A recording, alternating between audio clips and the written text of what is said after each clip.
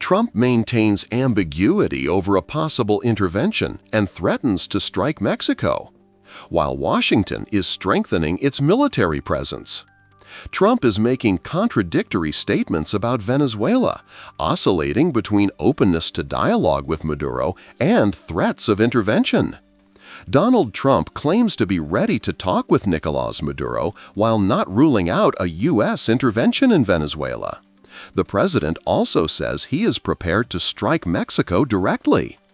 The United States is intensifying its military operations in the Caribbean under the pretext of fighting drug trafficking, which Caracas denounces as a destabilization maneuver. The Prime Minister of Trinidad and Tobago has assured that her country will not serve as a base for an attack against Venezuela. She calls for dialogue to avoid escalation.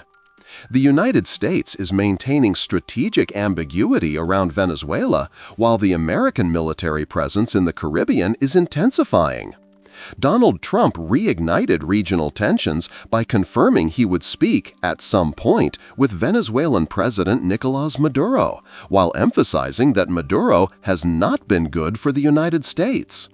This diplomatic overture comes as Washington intensifying its military signals around Venezuela, fueling concerns in Caracas and neighboring countries.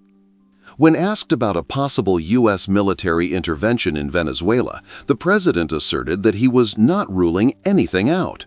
He justified Washington's firm stance by accusing the Venezuelan government of having poured hundreds of thousands of people from prisons onto U.S. soil.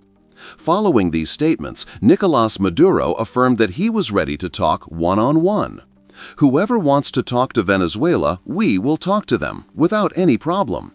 What we cannot allow is for the Christian people of Venezuela to be bombed and massacred," he stated during his weekly program on Venezuelan public television.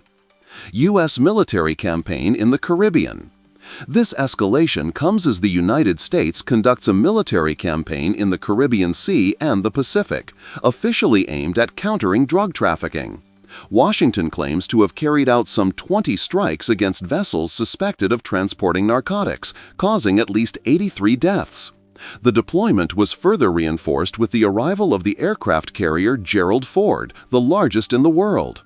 Caracas accuses the United States of using the anti-drug pretext to impose regime change and seize control of its oil resources.